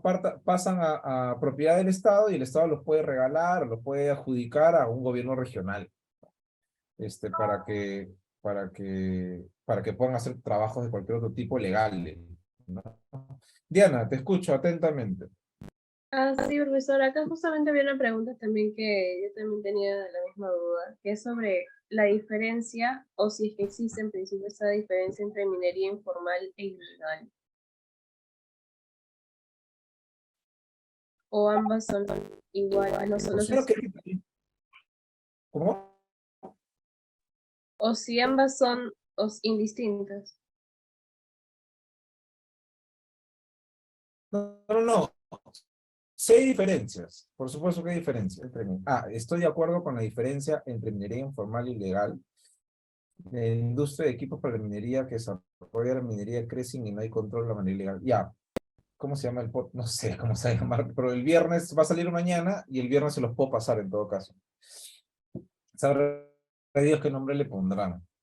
Pero tiene que ver con minería ilegal. Qué interesante tu pregunta, porque es que no quiero renegar, pero gracias Renato por hacerme renegar. Voy a renegar. Lo que pasa es que este término informal creo que existe solo en el Perú, ¿no? Asociado a recursos naturales, ¿no? Corrígeme si existe en otro lado. Y eso es un tema político, ¿ya? O sea, hay que entenderlo de esa manera. Esto nadie se lo va a decir, ¿no? Pero eso es un tema político. Entonces, en ese tiempo, ¿quién gobernaba en el 2011? O sea, Humala, ¿no? Entonces, en ese tiempo tenías dos opciones. Tenías un gran problema que era, hay una actividad que está ocasionando impactos graves, severos a los ecosistemas, al ambiente y al bienestar de las personas. ¿Qué hacemos? Primera pregunta. Ese es la problemática. El problema, tengo un problema. Ustedes, ¿no? Ustedes son ministros de Estado, ¿no? Y yo soy el presidente. No, mentira. Cualquiera de ustedes es el presidente, estamos en Consejo de Ministros. Mira, tenemos un gran problema. Hay una actividad que está ocasionando graves problemas. Y la primera interrogante, ¿es una actividad que se enmarca en qué estrato, ¿no? O sea, ¿quién lo ve? Es una actividad de extracción mineral, pero a pequeña escala, ¿no? Ok. O sea, a pequeña escala, estamos hablando de gobiernos regionales. ¿Cuál es la segunda premisa que hay que tener en cuenta? ¿Y qué ha pasado? ¿Por qué los gobiernos regionales no pueden hacerse cargo de controlar esa actividad? Porque los gobiernos regionales no sirven para nada. ¿Qué significa no sirven para nada? No, pues no tienen capacidad técnica, capacidad de gestión, no tienen nada. Ok, entonces es incontrolable. A estas alturas ya no se puede controlar. Ya hay territorios donde no hay presencia del Estado, donde reina la impunidad. Hay organizaciones criminales que son amos y señores de esos territorios, y ahí no solamente extraen de manera inadecuada, sino procesan y benefician, utilizan cianuro y mercurio sobre todo, ¿no? Para en ese momento beneficiar, y ese mercurio lo tiran al río, lo tiran al suelo. Ustedes, no, bueno, no sé si saben lo dañino que es el mercurio, ¿no? Tiene un mil y un efectos. Busquen en internet los efectos del mercurio, ¿no? Severos para la salud. Incluso el caso, acuérdense del caso Choropampa, ¿no? Se derramó se cayó un camión que contenía mercurio, estaba trabajando mercurio, y la gente, el mercurio se parece mucho a la plata, ¿no? Se parece visualmente, ¿no? Cuando está en el estado físico, ¿no? Y se cayó, entonces la gente decía, mercurio, con esto nos hacemos millonarios, y comenzaron, yo me río, pero en verdad no da risa, porque la gente comenzó a recoger el mercurio con la mano, ¿no? Y a ponerlas en frascos para después comercializarlas. Y la empresa la empresa decía, ya, quiero que recojan mercurio, y le pagaban a la gente pues, y la gente lamentablemente en muchas partes del Perú, su economía es precaria, ¿no? O sea, viven del día a día, entonces perfecto, 20 soles o 30 soles, lo que para uno que vive en Lima, pues, se lo gasta en un chifa, ¿no? 30 soles para una persona al interior del país, come una semana. Entonces, bueno, entonces comenzaron a recoger el mercurio, y terminaron pues infectados, terminaron así es, ya no, yo no quería decir la empresa, pero sí, Choropampa, así es, Cajamarca. Y, y esta gente terminó enferma, ¿no? A ver, y los efectos del mercurio perduran en el tiempo, ¿no? Es un elemento que desaparezca rápidamente, ¿no? Y los efectos son muy graves en la salud de las personas. Entonces, después indemnizaron, hubo una transacción, también hubieron ahí debilidades de asistencia técnica y segmento del Estado, pero bueno, esa es otra historia. Entonces, pero es un metal muy nocivo, ¿no? Y que se utiliza para la minería y que tiene efectos graves en los cuerpos de agua y en los suelos, ¿no? ¿Y por qué está hablando de esto? Ah, ya. Entonces, sabrá Dios cómo harán las cosas, ¿no? Entonces, lo primero que hay que decir es que este término, como decía, este término informal, se construyó en el Perú para darle una categoría a los miles y miles y miles de mineros que no los podías controlar. Entonces tenías dos opciones políticamente hablando. O creas el delito de minería ilegal que se creó justo a través del decreto legislativo 1102, y los persigues a todos penalmente, los metes preso a todos, claro, y te van a hacer una huelga de miles y miles de personas en Madrid que van a venir hasta Lima. Y políticamente eso no te conviene, en ese momento no convenía. Así que se crea este marco jurídico de proceso de formalización, ¿no? Para que aquellos que quieran entrar en la formalidad, como parte de los incentivos, ¿no? No se les persigue penalmente, terminen el periodo del proceso de formalización, creo que era un año, 2 años, y después iban a formalizarse con su resolución de inicio de actividad y su certificación ambiental. Se crea esta categoría de informal, y tenías que no solamente crear la categoría informal, sino darle contenido, ¿no?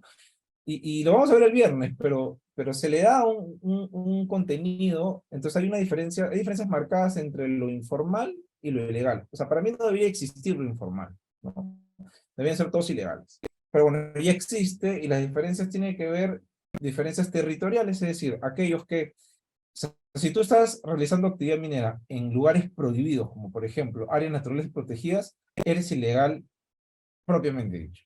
Eres ilegal per se. O sea, no puedes tener la categoría de informal, ¿no? La informalidad está asociado también, o sea, está asociado, a diferencia de la ilegalidad, a que tu actividad sea en espacios permitidos para la minería. Por ejemplo, está prohibida la minería en cuerpos de agua. Si yo hago minería en cuerpos de agua, ¿seré formal o informal? ¿Ustedes qué creen? Si yo hago minería en cuerpos de agua, ¿seré ilegal o informal? Ilegal, doctor. ¿Por qué? Porque hay una prohibición expresa, ¿cierto? Porque hay una prohibición expresa. Entonces, yo no podría decir, ¿sabes qué? Yo me quiero formalizar y mi actividad minera se encuentra en cuerpos de agua. Eso no existe, ¿no? O sea, vas a ser ilegal sí o sí. Esa es una diferencia, la territorialidad, el espacio geográfico donde desarrolla la actividad. La otra diferencia es una diferencia normativa, que el que está dentro del proceso de formalización es informal. El que no está dentro de un proceso de formalización y está haciendo actividad al margen de la ley es ilegal. O sea, son dos diferencias marcadas. Tiene que haber una diferencia en función al espacio geográfico y una diferencia en función a la norma, ¿no? Entonces, si estoy dentro, ahora, claro, lo incongruente sería, estoy dentro del proceso de formalización y estoy haciendo actividad en un área natural protegida. O sea, no, eso es incompatible. Por más declaración de compromiso que tengas, por más declaración jurada, por más dentro del proceso de formalización que te encuentres, si estás realizando actividad en espacios prohibidos por ley, no vas a ser formalizable jamás. Ahora, ¿cuántos habrán así en el registro de formalización minera? Un montón. Pero como no hay fiscalización, no se sabe a ciencia cierta quiénes están y quiénes no. Esa es un poco la diferencia de ambos. Que las vamos a profundizar el viernes, ¿no? Hay un concepto un poco más amplio de cada uno, ¿no? Incluso el propio concepto de minería informal te dice que es aquella persona que realiza actividad minera dentro de espacios permitidos utilizando maquinaria correspondiente a la pequeña minería artesanal, ¿no? Entonces, igual, si yo estoy realizando, ya a ver, no estoy realizando, mi actividad no es en cuerpo de agua, es un espacio permitido, pero estoy utilizando dragas, balsas traca, balsas gringo, ¿no? Carrancheras. ¿Seré ilegal o informal? Si estoy utilizando maquinaria prohibida por ley, ¿seré ilegal o informal? Ilegal. Muy bien, ¿ves? Yo no leo. Ya, ahora sí. Martín, ilegal. Natalie, ilegal. Simón, ilegal. Andrea, ilegal. Rosy Tobay, pero si usan dragas es porque desarrolla minería donde no se debe. Sí, sí, claro. Puede ser, exacto. Es una, a ver, es una consecuencia, no siempre, pero por lo general es así. Por lo general es así. Si usan dragas, por lo general es en cuerpos de agua, ¿no? Hay otros instrumentos a ver, vamos a buscar, ya que vamos a hacer un trabajo así. No sé qué le pasa a mi computadora. Ven al artículo 5 así más grande, ¿no? Se prohíbase en el ámbito de pequeña minería y minería artesanal lo siguiente: el uso de dragas y otros artefactos similares en los cursos de agua, ríos, lagos, lagunas, cochas, espejos de agua, humedales y guajal, ¿no? Draga hidráulica, dragas de succión, balsas gringo, balsas castillo, balsas draga, tracas y carrancheras. Otras que cuentes con bombas de succión de cualquier dimensión y tengan o no incorporada una bomba. Cualquier otro artefacto que ocasione efecto o daño similar. Los bienes, maquinarias, equipos e insumos utilizados en el desarrollo de actividades mineras ilegales, tales como el uso de cargador frontal, retroexcavadoras, prejuicio de su potencia, tamaño, volumen, capacidad de carga, estén destinados al mismo fin, ¿no? Pero aquí hay un proyecto de ley, hace poco un proyecto de ley para quitar estos cargadores frontales o retroexcavadoras como maquinaria prohibida, ¿no?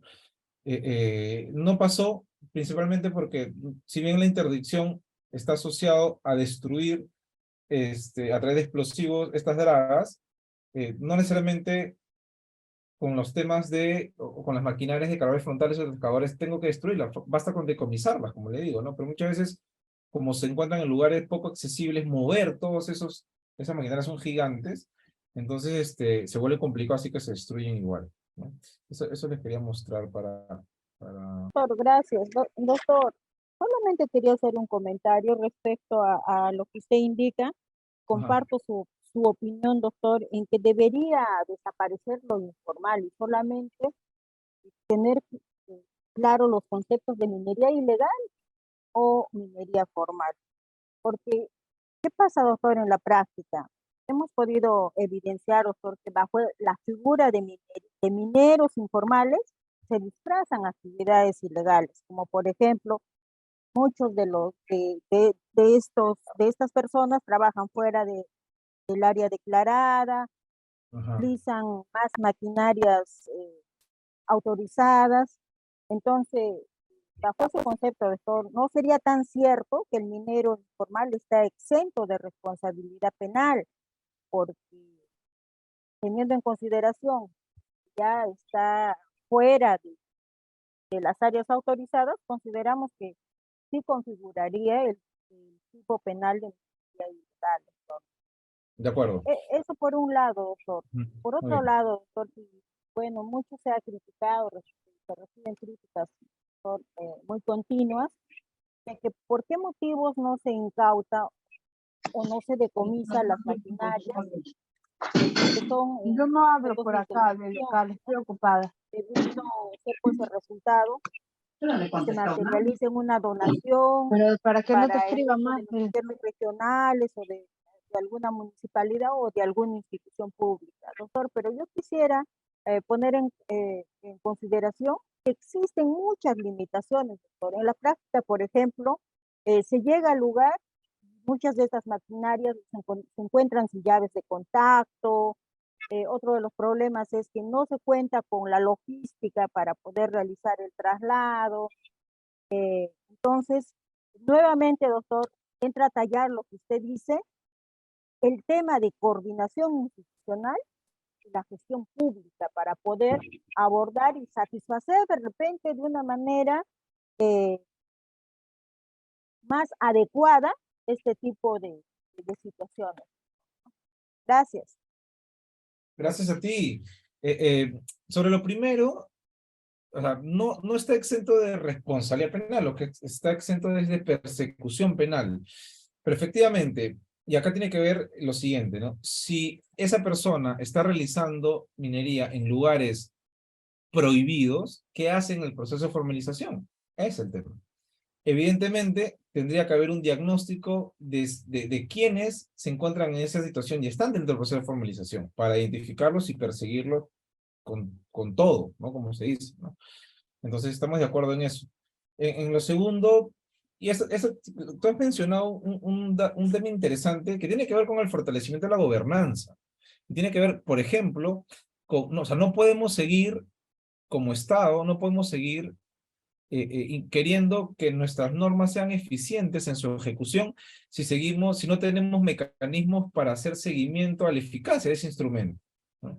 Y tiene que ver con la interdicción, tiene que ver con otras cosas más, por ejemplo, ¿no? Hay un montón de estrategias y planes destinados a erradicar la ilegalidad en recursos naturales. La Estrategia Nacional para Reducir el Tráfico Ilegal de Fauna Silvestre, el Plan Restauración, la Estrategia Nacional para Erradicar la Minería Ilegal en Áreas Naturales Protegidas, son instrumentos, la Estrategia para Reducir la Tala Ilegal, son instrumentos que se construyen para erradicar la ilegalidad. Pero lamentablemente, cuando quieres hacer seguimiento del cumplimiento de los compromisos de esas políticas, sus mecanismos son muy precarios. O sea, ¿qué hace la Secretaría Técnica de la Comisión de Lucha contra la Minería Ilegal, por ejemplo? A ver, Minen, ¿no? Le mando un oficio, infórmeme, los avances del cumplimiento del plan restauración. Ministerio de Ambiente, infórmeme el cumplimiento, el avance del plan de restauración. Entonces, después de una semana, llega el pedido, y lo que hacen los ministerios se dicen, ok, lo dejan ahí, pasa una mano, pasan 20 días, y no hay respuesta. Al día 30 te responden y te dicen, ¿sabes qué? No he hecho nada porque no tengo presupuesto. Entonces los mecanismos para hacer seguimiento a las políticas públicas son precarios, están desfasados, actualizados. Lo que tiene que haber son sistemas interoperables de información. Eso lo vengo repitiendo al cansancio. Primero, incorporarlos dentro de la lógica de gestión pública en el aprovechamiento y control de recursos naturales. Ya estamos en el siglo XXI, ¿no? Hay un montón, ahora hay un chat GP que habla, no sé, le dice dos cosas y te arma un speech. Entonces ya estamos en otros escenarios, ¿no? En el que tenemos que incorporar la tecnología a nuestro favor. En el tema de la interoperabilidad para las acciones de interdicción debiera ser lo mismo. Debieran haber sistemas donde la información que se ingrese sea clasificada, pero ingresar de manera online, ¿no? Donde todos los intervinientes tengan acceso. Pero bueno, lamentablemente todavía seguimos en el papelito, ¿no? Y así es muy difícil que sigamos avanzando, ¿no? Y bueno, hablamos de las mejoras normativas y el cambio de paradigma. Yo le denomino el cambio de paradigma a partir del 2018 porque ya se empieza, o sea, las decisiones que se empiezan a tomar son decisiones que en teoría son basadas en todo un bagaje normativo de años de experiencias en la gestión del control y aprovechamiento de los recursos naturales y control de actividades que pueden impactar ecosistemas, ¿no? Y que se entiende que las decisiones son ya un poco más serias, son decisiones basadas en evidencia, ¿no? Que van a permitir hacer una mejor gestión en ese sentido. Algunas tendencias que tienen que ver con delitos, esto ya estamos acabando, pero un poco para introducir la clase del viernes, ¿no? A ver, los principales sectores donde se cometen delitos ambientales tienen que ver en regiones amazónicas, Madre de Dios, Ucayali, Loreto, San Martín, parte de este triángulo entre es Ucayali y Huánuco, ¿no? Es donde se reporta la incidencia más alta de criminalidad, ¿no? Más del 60% de delitos son vinculados a recursos naturales. Usted pide por acceso a la información pública a la Fiscalía, al Ministerio Público, la cantidad de delitos ambientales que existen, y se van a dar cuenta que el 60% tiene que ver con delitos asociados a recursos naturales. Lean, y lo vamos a ver el viernes, pero si quieren llegar un poquito armados a la sesión del viernes, lean el título 13 del Código Penal, se van a dar cuenta que hay 3 capítulos. El capítulo 2 hace referencia a delitos contra los recursos naturales, tal ilegal, tráfico de fauna, pesca ilegal, etc. Entonces, miren ese gráfico, qué interesante. El 63% responde a contaminación, a delitos contra los recursos naturales, el 1% son temas no ambientales, contaminación del ambiente es 33%, y responsabilidad de funcionarios públicos asociados a delitos ambientales es el 3%. Aquí, no, en el 2009, la Procuraduría Pública tenía 900 casos, y en el 2020, o el pico fue en el 2019, ¿no? 5.414 casos, y en el 2020, 4.528 casos, ¿no? O sea, inmanejable, y tienen creo que 10 abogados, ¿no? Con 10 abogados no puedo manejar tantos casos. Entonces, amenazas que tienen que ver, un poco lo que hablaba su compañero, ¿no? Que tienen que ver con estos delitos de corrupción que están asociados a la no persecución delictiva, que están asociados al otorgamiento de derechos, y que están asociados también, ¿saben a qué? A la no fiscalización. Eso es, es algo que todavía no se ha incorporado al momento de tratar la corrupción. No solamente para hacerme un derecho, sino hay gente empresas medianas y grandes que le dicen al supervisor de una entidad de fiscalización ambiental, es que cuando vengas para acá, haz una supervisión light y acá toma tus 100 solicitas, pues, ¿no? Para tu pasaje, para tu gaseosa con el inglés y él lo recibe. Entonces, corrupción para no fiscalizar actividades que tienen que ver, que pueden tener impactos con el medio ambiente. Imaginémonos que en el caso de Repsol, por ejemplo, las fiscalizaciones que debía hacer OEFA, ¿no? Tú lees los informes de supervisión y encuentras que no ha sido una supervisión responsable, que no se han observado normativas, que no se han observado estándares, que no se han seguido procedimientos para la supervisión. Y producto de esa mala supervisión, no se advirtió que de repente habían problemas, ¿no? En los ductos que llevan el petróleo en las plataformas, ¿no? O que los sistemas de entrega y recepción de hidrocarburos en las plataformas que están en los océanos tienen problemas, no sé, pues de certificación. Que si se hubiese advertido en esa oportunidad, quizá hubiésemos podido evitar este desastre, ¿no? Pero como es una empresa poderosa, ¿no? Imaginémonos, ¿no? No estoy diciendo que ha pasado, imaginemos, ¿no? ¿Sabes qué? No te preocupes, yo te compro, pues te pago un pasaje, un viaje a Punta Cana, ¿no? A ti y a tu familia, señor supervisor. Eso es corrupción, ¿no? Entonces, ¿está asociado a recursos naturales? Por supuesto que está asociado a recursos naturales, ¿no? Como un delito no ambiental, ¿no? Por acá lo señalo, no son puertas de entrada para delitos ambientales, y consecuentemente se deteriora el ambiente y pone en riesgo a las personas, ¿no? Entonces, y acá vamos a entrar a otro tema y con eso cerramos, ¿no? Esto lo vamos a ver el viernes, pero antes que me olvide, vamos a dejar de compartir. Muy bien. Entonces, cuando hablamos de justicia ambiental, hablamos también de la afectación al bienestar de las personas.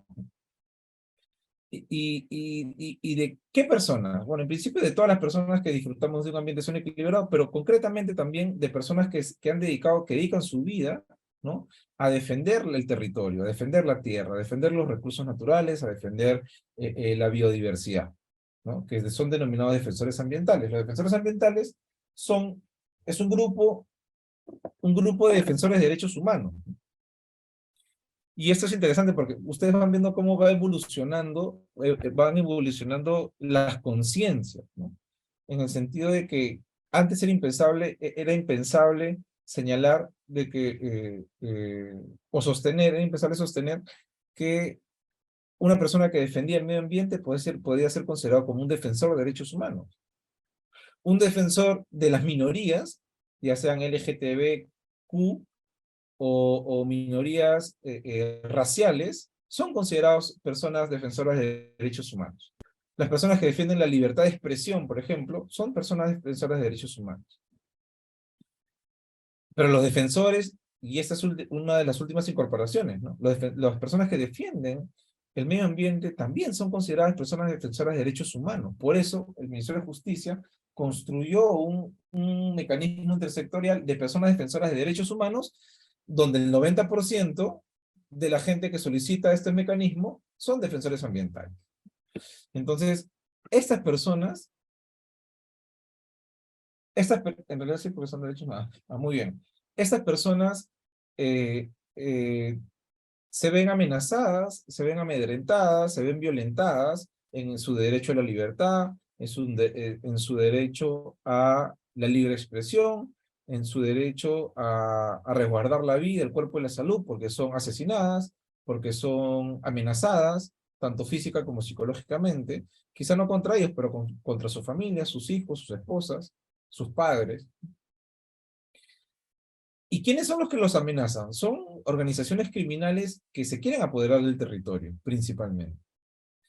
Porque no solamente desarrollan minería ilegal, sino más allá tienen negocios que tienen que ver con cultivos ilícitos, ¿no? Plantación de hoja de coca, que no solamente hay una afectación a las personas, sino también al ecosistema, porque para hacer, o sea, el cultivo de hoja de coca es una actividad agrícola y para eso tienes que deforestar. Entonces tumbas el árbol para sembrar hoja de coca. Tumbas el árbol para hacer plantas de almacenamiento de hoja de coca.